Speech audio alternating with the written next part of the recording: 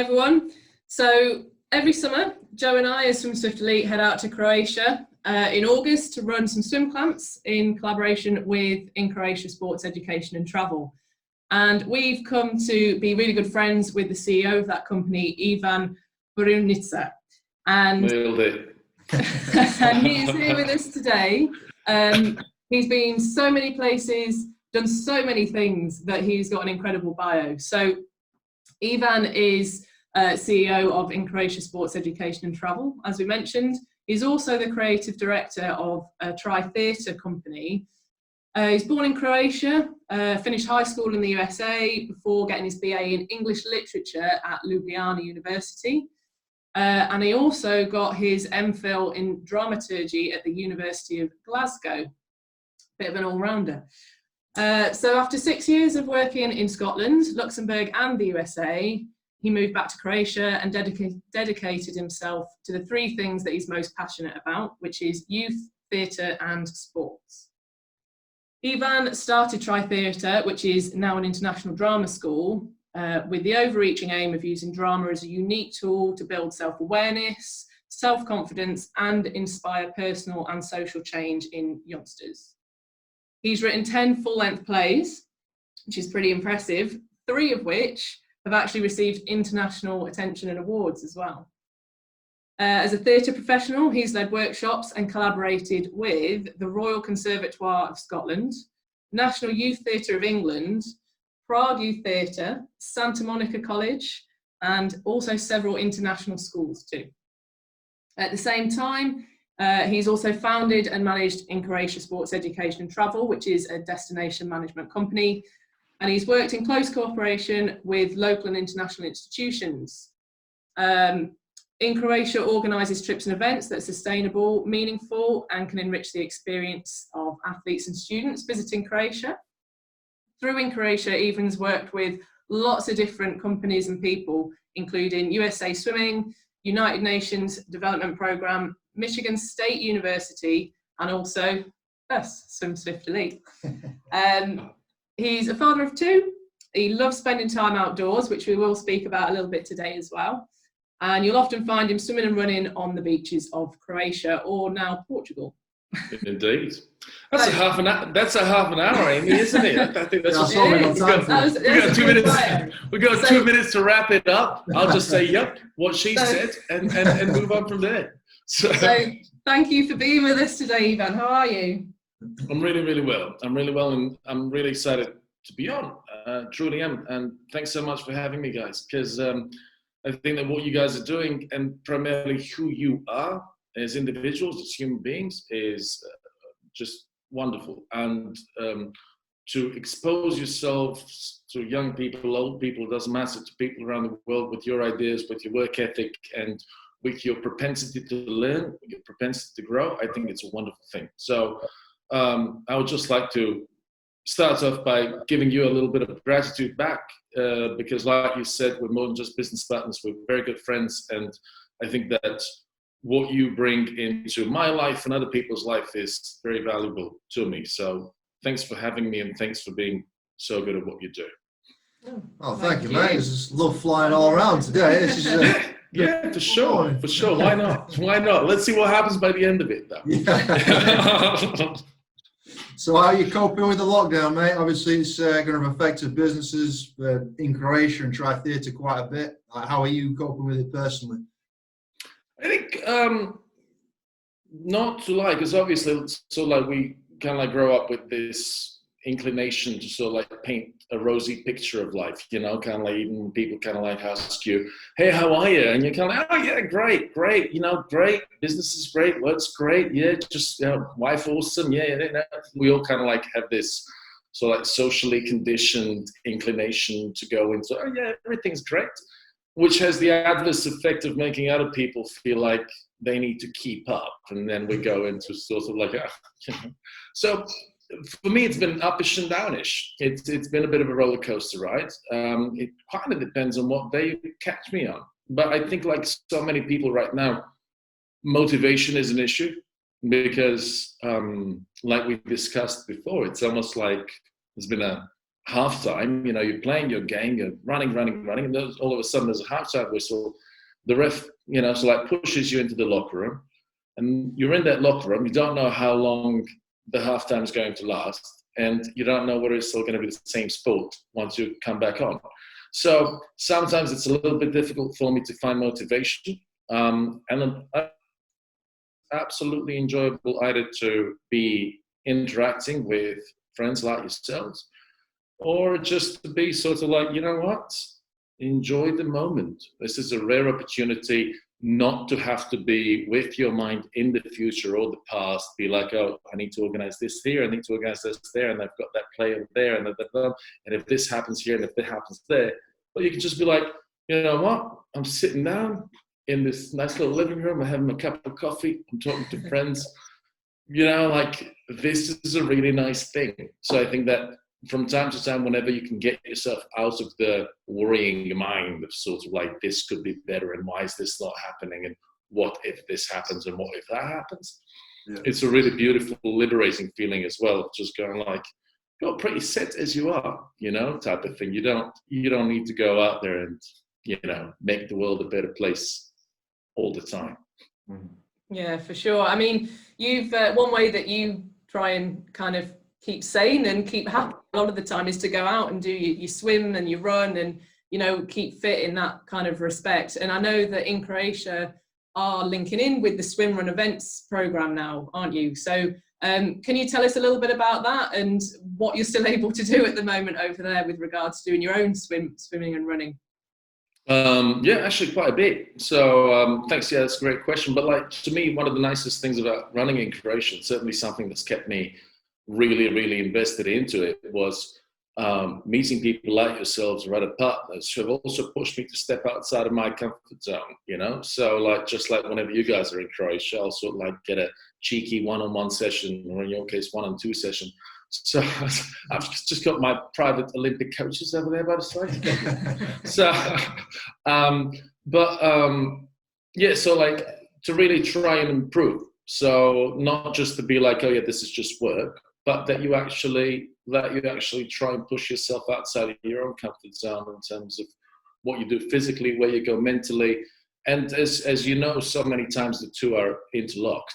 So for me, the first time that we started working with Hyttelo, the Swim Run World Championship, the company from Sweden, on organizing one of the races in Croatia, and these two chaps, Michael and Mats, who ran it, came down to do a recce on the location.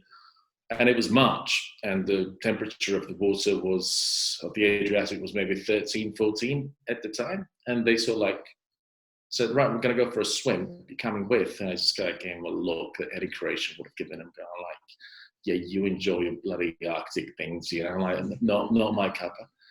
And then they went for a swim, and they swam for about 20 minutes, 25 minutes, came back out, and got me to think, so like, well, it's not like they have completely different bodies. It's not like they have blubber. They're not, sea otters. So like, why can they do that and I can't? And so clearly it comes down to playing games with your mind. And I think that's a really beautiful thing. It's just kind of like, anyone who's ever had the experience, to me, it's a worthy metaphor of sharing. Anyone who's ever had an experience of working with sort of like a handyman or a constructor, a contractor who comes in, and you want to have your house done a certain way, you have an idea. And then the contractor comes in and he says, oh, no, that's not how it's done. Oh, no, sorry, you can't do that. No, we always do it this way. We could, but it'll take too much work. So they sort of like get you to think a different way. And that's, the contractor is the mind in so many cases. It kind of like tells you, 14-degree water, no, you can't do that. Oh, you'll catch a cold. Oh, you won't be able to take your kids to school. Oh, you've got this big event. You don't want to do that. You can handle your midlife crisis a different way. But then if you're persistent enough in sticking to, no, I think I can, then you can really build it. You can really build it in the way that you want to have it built. So the nice thing about being in Portugal right now is that the temperature of the Atlantic Ocean here stays between 15 and 19 degrees all throughout the year. So at least 4 or 5 days a week, I'll get myself out and do about a couple of kilometers of swimming, maybe kilometers sometimes on the worst day.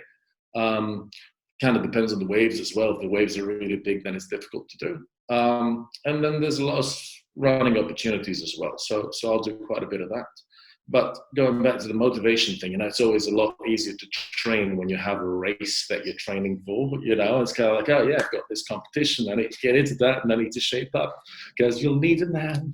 Yeah, so there's nothing to train for right now except for mental sanity. But they tell me that's quite important as well. So yeah, I'll do a bit of that from time to time. When insanity fails me, I'll try sanity. Let's put it that way. I mean, How about you guys? I've really enjoyed all the videos that you posted, by the way. Just saying, and if anyone out there hasn't seen them yet, please, they're all over Facebook.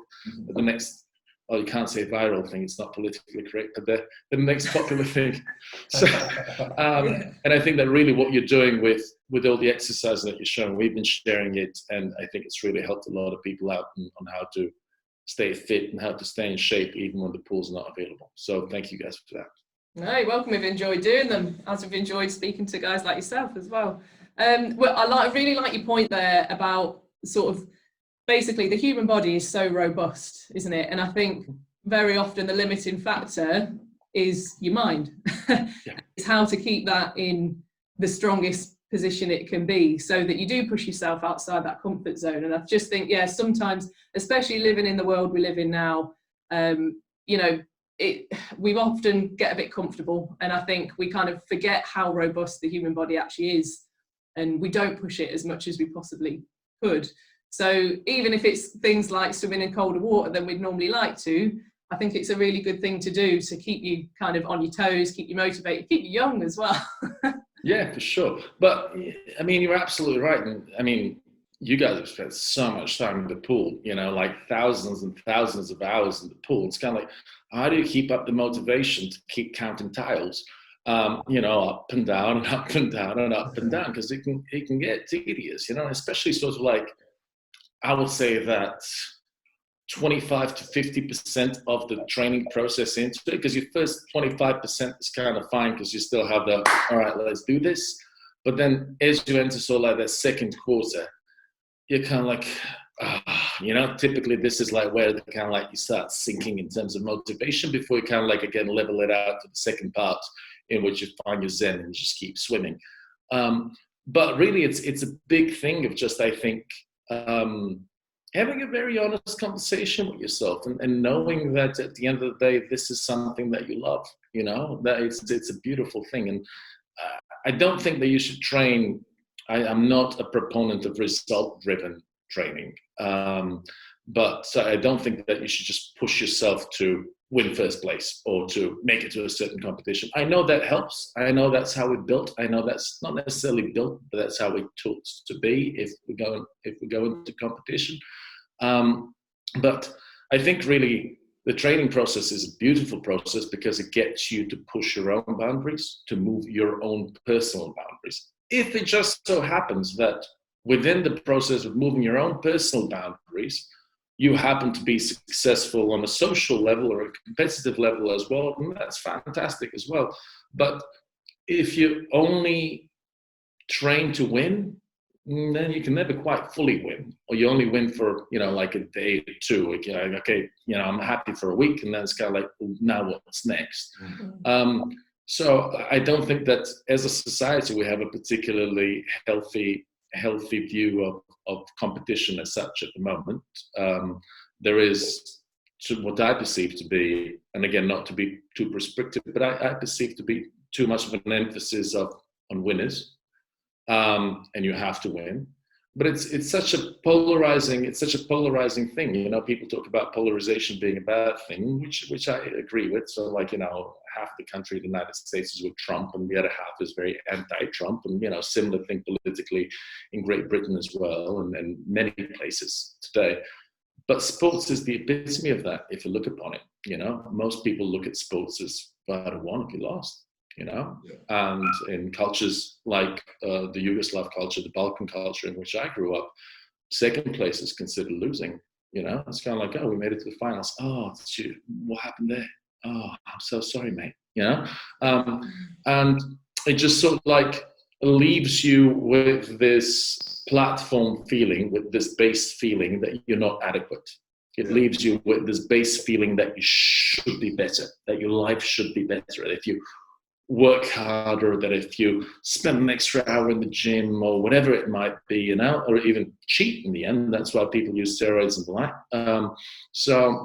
And doping. So that if you can do that, that you can cure your internal self-acceptance illness, essentially, of kind of like, yes, if I can be like Michael Jordan, and if I can be like Roger Federer, if I can be like Michael Phelps, then I'm going to be happy. But you're not, you know, the happiness really, or acceptance is really your internal thing. Not so much, yeah, I've got it all figured out. I've got the most amazing job. Athletically, I'm number 1 in the world. I've got more money than Warren Buffett. My wife is the hottest woman in the world. And I drive a Lamborghini/Ferrari because 2 companies got together to make a car just for me, so I can be extra special, you know. So, and like if you meet all those 5, oh yeah, and abs like Cristiano Ronaldo, and if you meet all those criteria, then you're set for life. But you're not. I think there's a paradox there. That the paradox is that if you assume that a positive experience is going to complete your life, that in itself is a negative experience. So because that points to the fact that you don't feel happy in yourself, or that you don't feel accept yourself. And if you accept your own negativities, that in itself is a positive experience, because you have a much better relationship with yourself. Just, you know, so like giving yourself a hug and say, yeah, you're all right, mate. You're all right. You don't have to go out there and, you know, learn how to speak Russian and Hindu and seduce 88 women or guys or whatever, you know, to be like, oh yes, finally I made it. But that you have much more of sort of like, this is fun and I do this because it's fun and because I enjoy it, and not necessarily because I have points to prove. So yeah, some really good points there, mate. It's really some deep stuff. It went straight deep. I like it straight away. We were talking about the deep end of the pool, Joe, baby. Yeah, that's where you'll find me. We've been discussing sort of similar topics recently. We're watching this new documentary. We mentioned it to yourself recently, The Last Dance, the one with Chicago Bulls and Michael Jordan. You just mentioned Jordan then. But even though he was like this ultra winner, like literally he transcended sport, like he done everything. He's arguably the greatest athlete of all time, definitely arguably the greatest basketballer. He still doesn't seem very happy. When I'm watching the documentary, he just still doesn't seem very satisfied, even though he did absolutely everything that could possibly be done within the game. We watched the most recent episode last night, and he was playing just with some security guards, just chucking a coin against the wall. Oh, yeah, and he was genuinely annoyed. He was genuinely upset that he'd lost to that. You could see he tried to joke, but he couldn't even hide hard it. To do that. Hard to joke about it. Yeah. It's like you're the MVP of the league, you know, all this stuff, and he upset because he'd lost like 1 nickel to a security guard. It's a really interesting, it's a really interesting documentary, I think, and I think he takes pride in his competitive edge. Because that's the biggest thing he's got, you know, and obviously it's got him to win 6 championships and be a living legend, like you say, in the eyes of many. And I grew up as a basketball player, and, you know, like I was a teenager at the time when he was doing all that in the 90s. So like for me, definitely he was God. You know, at the time, if you asked me, what did you want to be in the 90s? I wanted to be like Mike. So I don't know why I didn't do it. Yeah, those damn refs and coaches, they didn't recognize my greatness.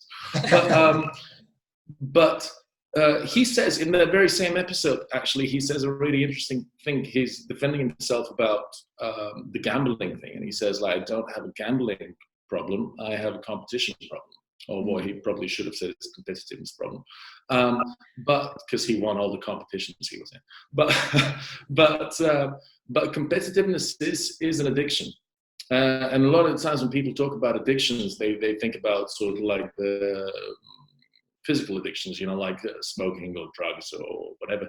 But the biggest addictions that we have are behavioral addictions, right? So for him, his life, or his value in life seems to be, I don't know him personally, this is just obviously based off of what I've seen, read about him, is it seems to be connected directly. His self-worth is directly connected to winning.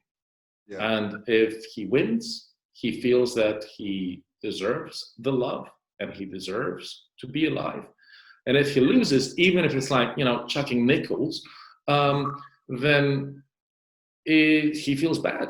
He feels like his deeply rooted sense of inadequacy has been confirmed. But I think so, and I honestly do believe, not to get too deep again, but I do believe that at the moment the Western culture does have this problem of sort of like teaching us all that it's only a certain set of rules that will make us feel more successful, but that the base that we are kind of like taught as kids is that we are not fully adequate, right? Because we're not on the billboard for the latest lingerie commercial, and we're not the smartest person out there, and we are not the most popular person out there, and we're not the most successful person out there. And especially with, social media, internet, just throwing so many pieces of information at you, it's so easy to just sort of like try and process all this and just say, no, you know what, this is like, I'm a failure. Like, look at all these amazing people, look at all these popular people. This guy can sing, this guy can dance, this can play basketball, this one has a lot of money, this one had a brilliant idea at the age of 16 and became a billionaire. Why am I such a loser? And I think it's a really, really easy thing for people to fall upon, and then only feel like, to use a sporting metaphor, is like you're always behind. Let's use basketball. You're always you're born 25 points behind, and then you're always trying to catch up. And on good days and on good years, you feel that you're only behind 5 points, but then again, something happens and you miss a couple of shots, and then you fall back behind even more, and you feel even worse about that, and so on and so forth. So it's a precarious position. I don't think that we're taught enough to accept ourselves. With the positive and negative traits. I think Shakespeare, who is probably one of my favorite authors, had wonderful insights, despite being English. Nothing is good or bad, but thinking makes it so. And it's such a simple line, and I think Polonius says it in Hamlet. And it's such, or Hamlet says it in Hamlet. I forget, one of those chaps that die in the end, but they all die. So they, it's like, what paint do you put on your own perception of life? Right? Because you have enough to be happy about yourself, to be accepting about yourself at any point in time. But you can also you can also always find examples that will make you feel small, that make you feel inadequate. And I think that's a common enough, or I would even say probably too common of an affliction these days. So yeah, some of the things that we like to work on in the theatre, and I think that theatre is something that we haven't had a chance to discuss yet, but it's fun because let's just wing it. But yeah, to me, I think that's a big thing. That's why I'm so interested in theatre and working with youth and young people there, is because it's a truly excellent tool to open up some of these questions with young people. Because you can't sort of like jolly well say and be like, oh yeah, come to like a self-analysis class that we're going to discuss self-acceptance and social rules, and like all the teenagers are going to be like, oh yeah. But to me, acting is certainly a wonderful way of dealing with introspection, because you're asked to assess all the different voices that you contain. And we all contain myriad of voices, right? It's just that at some point in time, typically when you're in puberty, you sort of learn that these are the voices that are going to keep me safe, and going to keep me lovable, and they're going to keep me not mocked by my peers. And I'm just going to stick to them. And all the other voices and all the other identities, I'm just going to shove somewhere. And that's it. So when you're asked to step outside of your main identities and assume other ones, then that opens questions for you. Why did I shelve these? What am I afraid of? How does society judge me in this way? Was it, so it's a really, really great way to open up certain doors, mental doors, that you would otherwise probably keep shut. And it's something I believe in very much, and certainly we've had plans of further expansion now with Tri-Theatre of going into other Eastern European cities. Being an Eastern European myself, I kind of feel that that's where the most need lies, because it's sort of like a very it's fine type of mentality. Like no one is really asked to ask themselves any questions or open up any of these doors that we discussed, but just kind of just push through it type of thing. But I think that the more doors you can open, the area and spacier your living habitat will be. So yeah, it's nice to know yourself, I suppose. Yeah, I think when I very first met you, you told me that working with young people in theatre was your big passion. I think something where we've all sort of agreed on, whether it's through sport, whether it's through theatre, that kind of holistic approach. And like you said, basically using drama or using sport as a way to get those messages across to people, and especially young people, without it being necessarily to become a world famous actor or to become the next Michael Phelps. It's using it as a tool to sort of progress people, which you mentioned there. So what is it that you do within your theatre or to make that happen? How would you use it as a tool? Well, it's something that, and then to just so like send it back to Sandra, I mean, essentially we're in the same line of work. And I think that's why I really enjoy working with you guys as well on all our Croatia camps, and why I feel so great that you guys are there. That's such a popular camp, is because you have that exact same approach, obviously in your own way, because you guys are individuals and I'm an individual. We do essentially the same things in different ways. But the way that you work with young swimmers, to me, is also very, very inspirational, because it's not just sort of like boot camp, get your butt in the water and da-da-da-da. Kind of like you need to be the best in the world. You don't want to be a loser, type of thing. But it's a very, very holistic approach, I think, and that you create friendships with these children and you listen to them and you talk to them. And essentially, the number one prerequisite for me is creating a safe space. So creating a safe space for young people to express themselves, because they have a lot that they contain. They have a lot that they want to say. They have a lot that they want to share. They have a lot that they want to get out. But for that, they need to feel like they're in a safe space.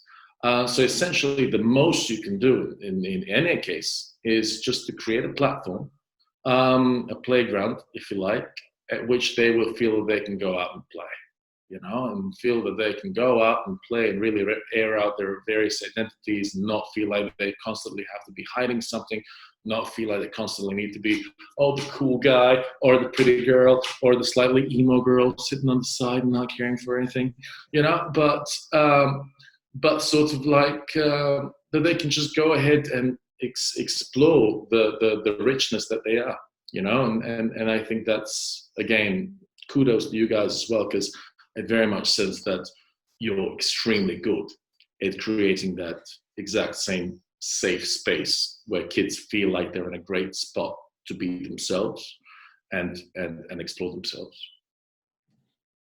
Great, thanks. Well, I mean, there's a bit of a crossover really when we do the camps with you guys out in Croatia, between INCroatia, Swim Swift and your Tri-Theatre, in that you get a couple of the guys from theatre to come and chaperone for the swimmers.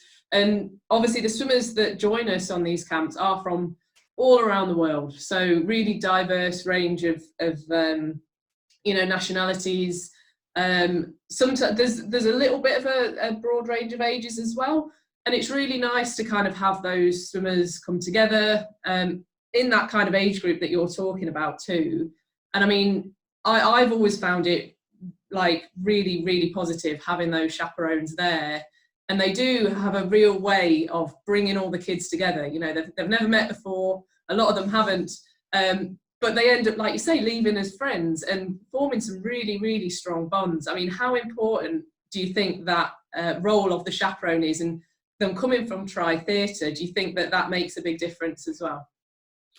Well, I think I mean, any role in which person is happy in the role, in which person is comfortable with themselves, that to me is bingo. You know, that to me is as good as it gets, right? You guys are very comfortable being swim coaches and advisors and friends and so on and so forth, and that's why you're really good at that. And same thing with chaperones. You need to get somebody who is comfortable in that role. Somebody who's not going to feel like they're out of place or there's something they need to prove or all anxious about things, you know? So to me, that's why it's really nice. That's the benefit of aging, is that I've been running Tri Theatre now for 10 years, and you've seen certain people grow from 13 to 23, and they've been with you, and they're now really capable, smart, young people. And yes, absolutely, I think that the theatre experience has helped them open up and sort of like not take things as dogmatically, or not. It's just seeing essentially that, yes, they contain multitudes, and that's fine, and it's perfectly okay to connect with other people, and it's perfectly okay to have a laugh with other people. It's perfectly okay to have an emotional conversation with somebody if somebody needs an emotional conversation, to go into the vulnerable, to go into the funny. That it's not kind of like, oh no, this is the box of how you need to be when you talk to somebody else, but that you just sort of like a little bit more mellow, be a bit more fluid, you know, and because that fluidity at the end of the day is really what binds us all together, you know.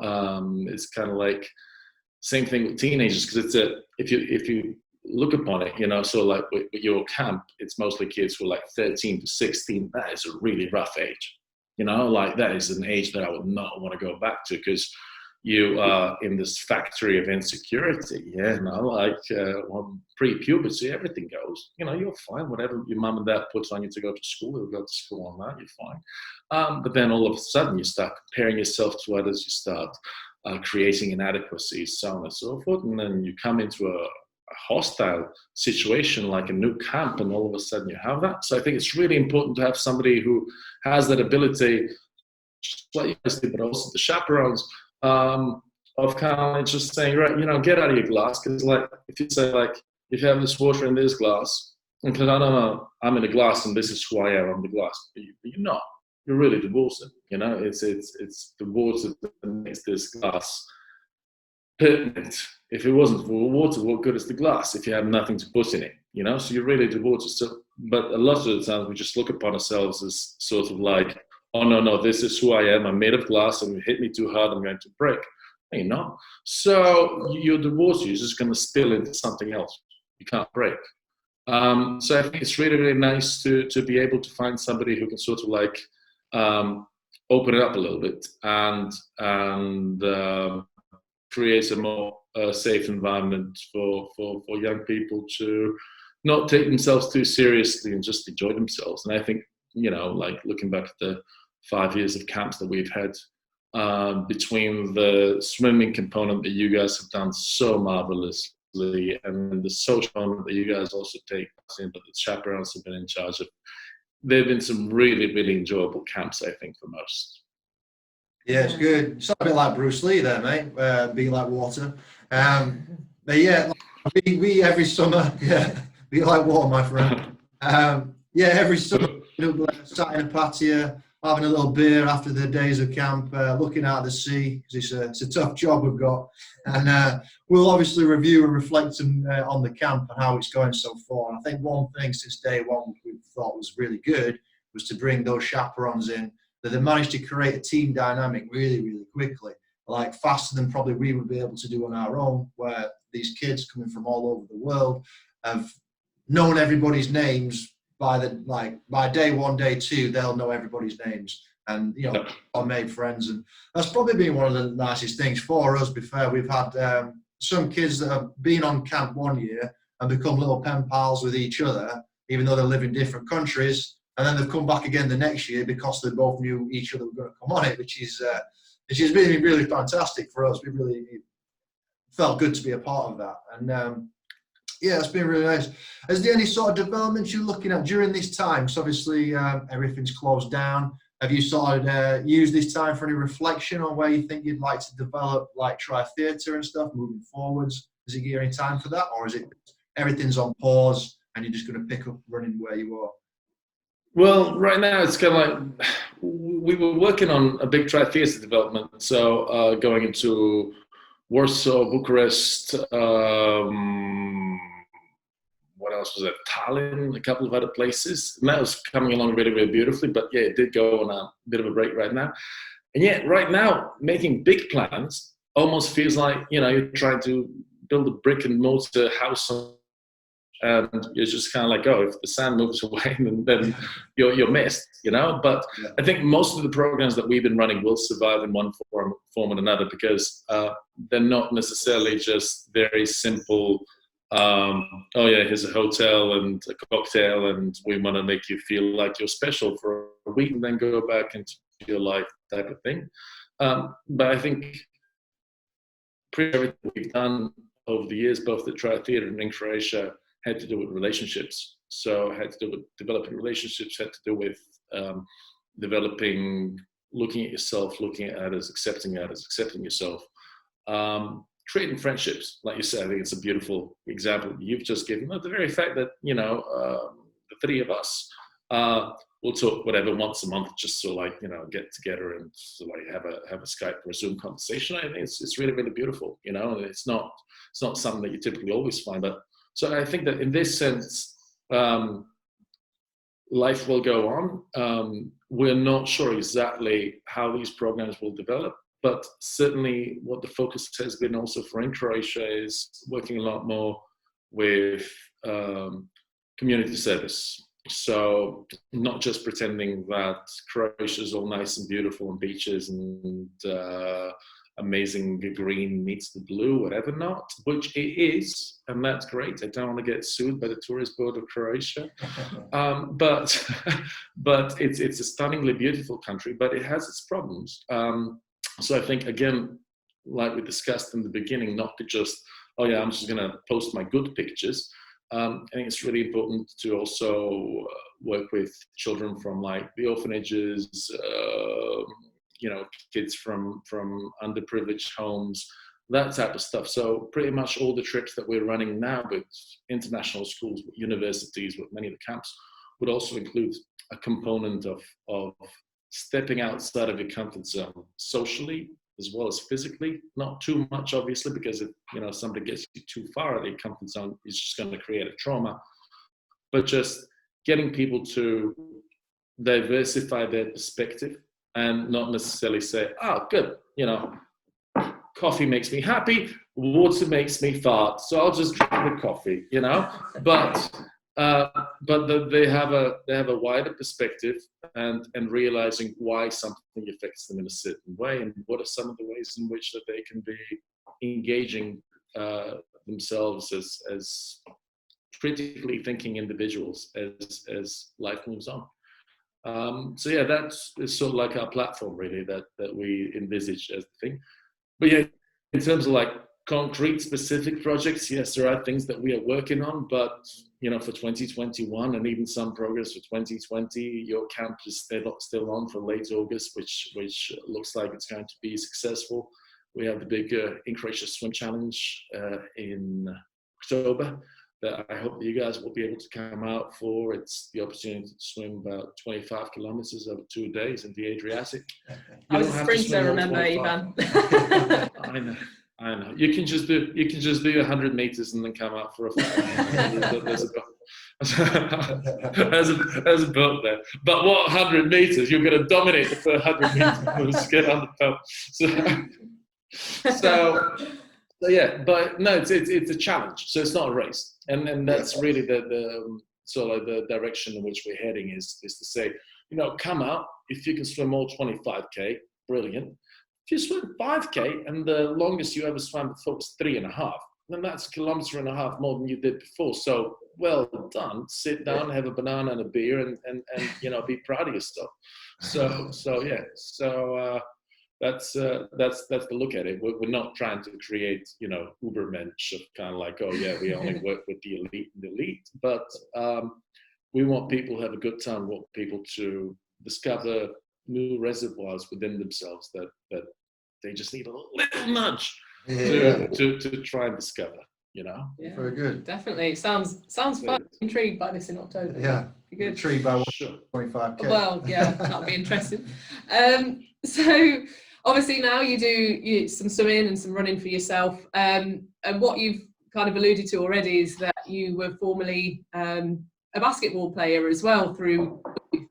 I mean, first of all, tell us a little bit about that and about your own basketball career, but also with what you've gone into now, obviously working with youth, trying to develop them socially, personally, and all of that, and linking that in with your experiences that you had from your own basketball career at that kind of age, and any relationships that you had that may have helped that, or whether it's with parents, with other teammates.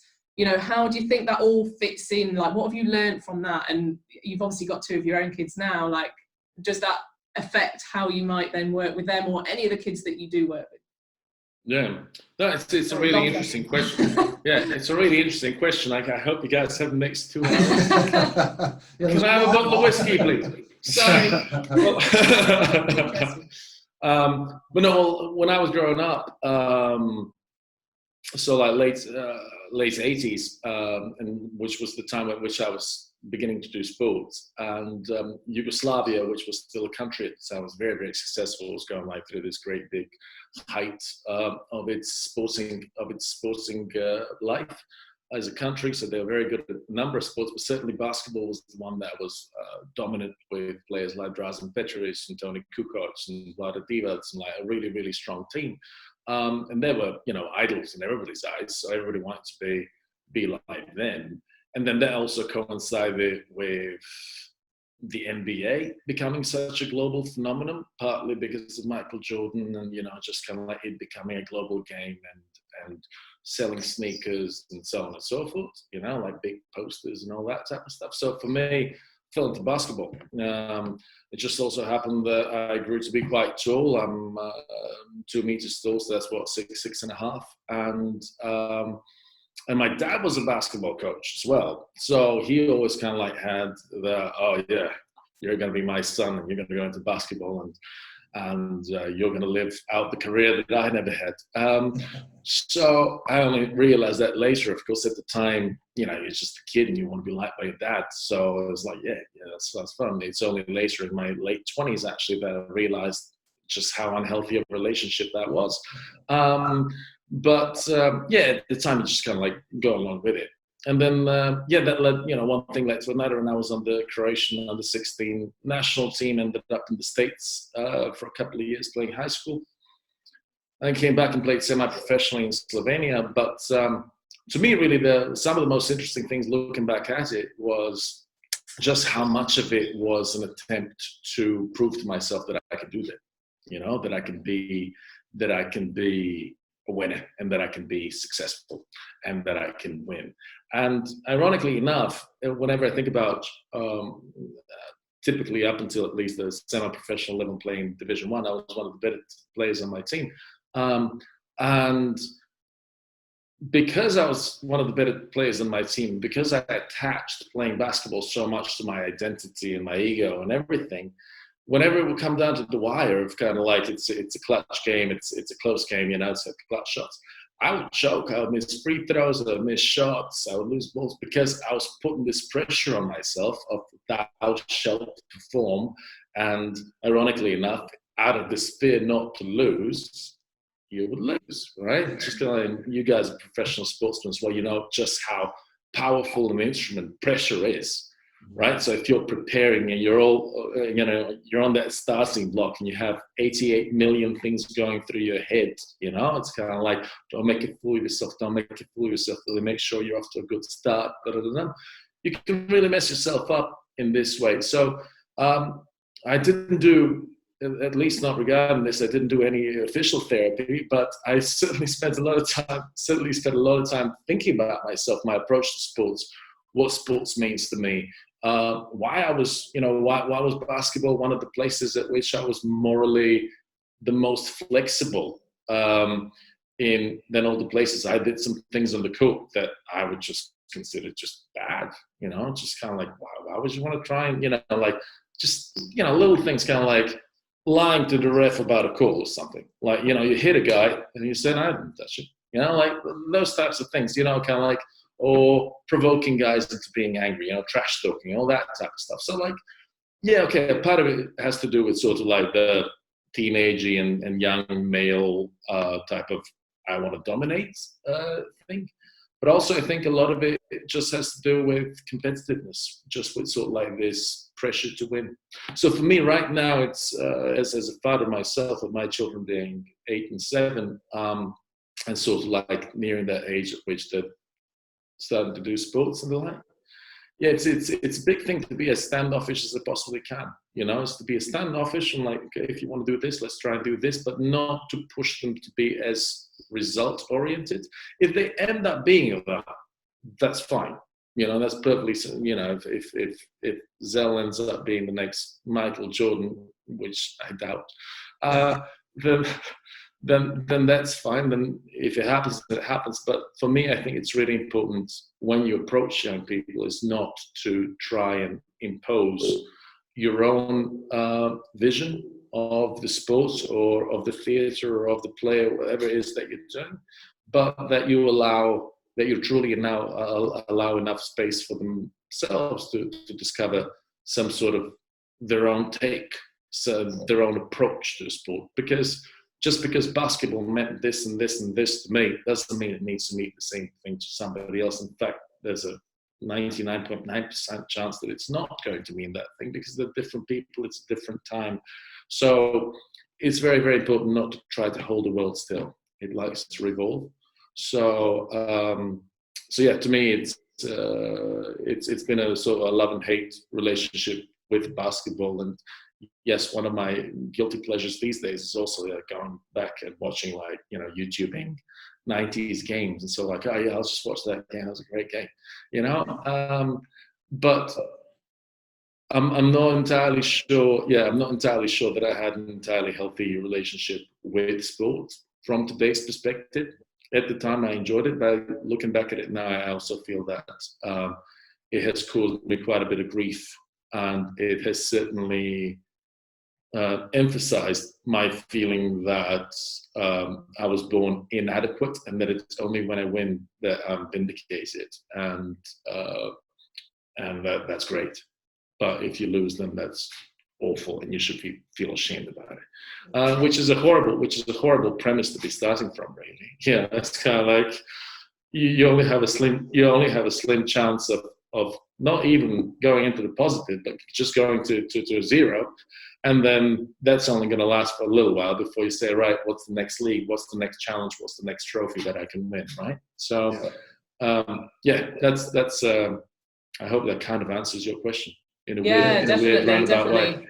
I mean, there's some really nice points to pull out of that. I mean, firstly, I think as an athlete, whatever you do achieve means more if it's you that wanted to achieve it. It was your goal, it was your idea, it was you that was driven to get there. It was not coming through someone else, whether it be parents or a coach or anything, you know. Yeah, for sure. Swimming, but also, you know, advice for parents in there is kind of let them find their own route. Let your athlete, your child find their own route, because it will mean more to them, and because the pressure that can get put on them, if you know the focus is a bit wrong, it can be of detriment massively. So there's a lot of great advice in there, I think, from parents' side of things as well.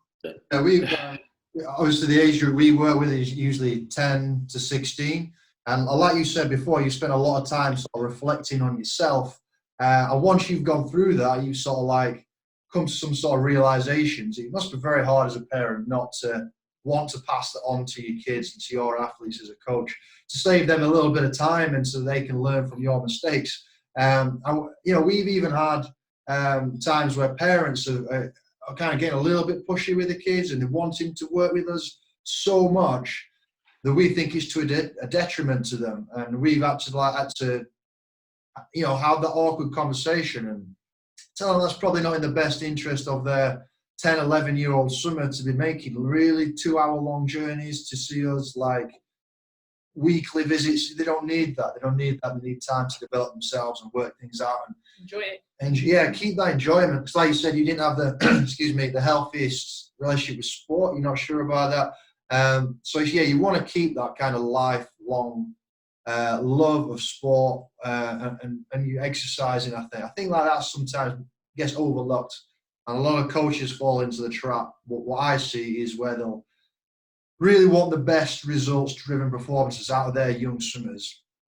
And lots of their swimmers, as with all sports, they don't make it into senior level because they've become saturated, they've become blown out, and they've been doing 10 sessions a week when they're 14. They never swim until they're 18. And really what mostly matters about sport, if you're looking at people's out there, where the viewing is what you do as an adult and what you do in your senior career. A lot of these really good athletes aren't making it into the senior career. I feel like we could have those pitfalls. Well, we saw that with Michael Jordan, didn't we? He didn't his first draft for the collegiate round, was it? I can't remember exactly what it was, but his first time of trying to get into kind of that NBA, he wasn't there, was he? I don't think.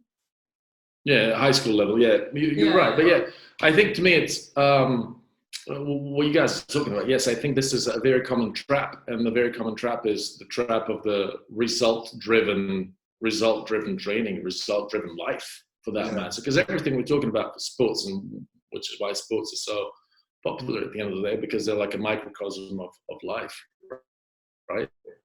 Sports excel in life as well. That's why people look upon athletes with such veneration, because they're like, oh yeah, that's a success story. You know? I wish I was a success story as well. And it's a bit lost you. Oh, can you guys hear me? Yeah, got you back now, mate. Yeah, you're back. You just cool. Portugal internet's not used to the rain, I suppose. So, what's happening? So, yeah, I think for coaches, the biggest thing is not to try to feel like results will vindicate them. So that if they're good with results, that is what makes them good coaches. Especially when it comes to working with young people, right? Yeah. So, okay, if you're a coach in a professional club and it's all business, if you're a coach of the Chicago Bulls, you're a coach of a major university, whatever it might be, okay, fine. Cool. You've got endorsements, sponsorships. That's a business. That's different. That's no longer sports. But what young people, it's not how many people you're going to put into the nationals, and it's not how many people you're going to put into great universities. It's not how many future Olympians you're going to create. It really should be about, will the children enjoy the practices? Will they feel like they're in a great spot? You know, I mean, I'm going to feed them chocolate every time they come, because obviously that's only going to last for a couple of weeks. And I'm going to say, right, yeah, I can just buy this at Tesco's. It's cheaper, but it's about creating an atmosphere in which you gel with them and you really create something beautiful. And parents, that's a tough one. And you know, as a parent myself, I think, and you know, someone who's worked with young people both in sports, because I was a basketball coach and in the theatre as well. You know, parenting is something that no one actually quite prepares you from. You don't go to a parenting school. You know, it's kind of all you need to qualify is and a good night out, and so you just kind of like roll with it, and you wish the best for your kids. It's universally accepted that you love your children and you wish the best for your children. But no one teaches you what the best is, right? And you never really take the time to get to know your child and realize what the specific best for that child is. And that's a huge thing. You just start from the premise that if you give them like the things that you can give them materially, so like a good house, a good education, good food, all that type of stuff, and then opportunities, right? Opportunities to excel. But what you don't realize that in giving them opportunities to excel, you're creating a vast amount, see how I didn't use a cuss word there, you're creating a vast amount of pressure for these children, because now they feel that, yes, you've given them the opportunity to excel, so they had better go out there and excel. and you're 12, 13, 14, and you feel this pressure. And even if you're kind of like aloof as a parent, so no, you just go and do everything. To keep pushing them into this situation from time to time, give them a little guilty, kind of like, oh, I guess you skipped practice this morning, did you? Okay, well, why am I paying for that practice? Well, Michael Phelps never skipped practices, then you're just creating a lot of pressure on these kids, and that pressure directly translates into non-acceptance, because they feel like it's only if I do all the practices, it's only if I am really good at this, I'm really good at school. If you look upon it today, especially, kind of like, if I'm really good at school, if I'm really good at sports, if I have 1 million followers on Facebook, if I look really good, if I have the right type of romantic involvement, all that type of stuff, it's a really, really tough time to be growing up. So I think a lot of the times, yes, parents, in wanting the best for their children, do what is quite often the very opposite. They create pressure for themselves. Why? Because they're concerned much more so with their image of themselves as parents, saying, I gave you everything, damn it. As opposed to what you do, So like, sit down, figure out who your child is, right? Sit down and figure out who your child is, and then try and give them what they need, as opposed to, I think it's a great idea because I'm a Russian dad and I've seen Maria Sharapova and Anna Kournikova, and I'm going to send you into tennis lessons and you better become the next Sharapova, Kournikova, whatever. No, it's kind of like, yes, and I'm going to sit in Wimbledon and you're going to thank me during your speech. And I made it possible. It doesn't need to be Russian. I'm sorry, I don't need to be racist in this sense. Obviously, the Venus and Serena Williams' dad was even worse. I think that there is a very big egotistic drive in many parents, and I recognize it in myself as well sometimes, and try to stop myself as often as I can to sort of like have your child make you look good. And it's a hard thing to admit to yourself. It's a really hard thing to admit to yourself that you're using your child so that you would look good as a parent. Be it from dressing them up all cute or whatever it might be. It's kind of like, freaking kids, let them get busy, let them do their own thing. Let them figure them out their own thing. I think that parents, it's a tough job to have. It's a really tough job to have, and certainly something that you shouldn't just take very, very lightly. But they try to develop not necessarily a parent-child relationship, but almost kind of like a matey relationship with your child, in which a friendly relationship, in which you understand who they are, what their needs are, seeing which ways you can facilitate for that, as opposed to bark your own impressions of what good life is upon them, and in doing so create this stifling pressure. Yeah, I mean, we've never done the parenting thing, obviously, but if we ever do, I think that's some good advice to take. Good. Well, if you need advice on how to start, I can send you some sketches later on today. So. Brilliant. Well, thank you so much, Ivan, for that. I think there's some really, really great points to take out of that for the swimmers, coaches, parents, and just people in general on, enjoy what you're doing. It's, reduce that pressure a little bit and find you're doing what you're doing. Yeah, I agree with that. My absolute pleasure. This is really, and again, go back to the start of the conversation. Much appreciation, really, and much gratitude for both of you, having you in my life, and all the great work that you're doing with young people around the world, really, because I know that you guys are, shaking all over the place with Africa and Belgium and all sorts of places. I'm really, really happy that somebody who has the right, both professional, but more importantly, human values, gets exposure to young people, because it's going to affect their lives for the better. Oh, well, thank you. It's great. Thank you, mate. We've learned it from you, Ivan. So. Right. Thanks for stroking my ego. That's a great place to. That's a great way to start a conversation. Yeah, I'm like, oh God, feel good about myself now. I can bugger off. Well, thanks again, Evan, and we really hope that we'll get to see you in the summer and catch up with you in 3D as well. Yeah. I'm counting on it. Absolutely. Yeah, looking forward to the next camp, mate. All the best. Thanks for your time. Thanks, Evan. My absolute pleasure, guys. Thanks. Take care.